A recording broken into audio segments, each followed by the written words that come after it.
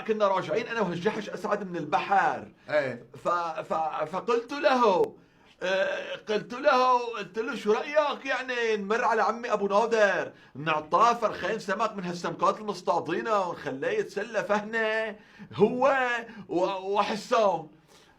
قام قال لي موافق. دخلنا الى المغفره، فعندما دخلنا الى المغفره ما لقيناكم من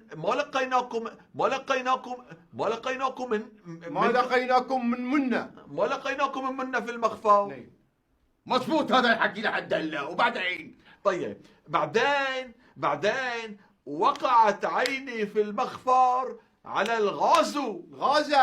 على الغازة وقعت عيني.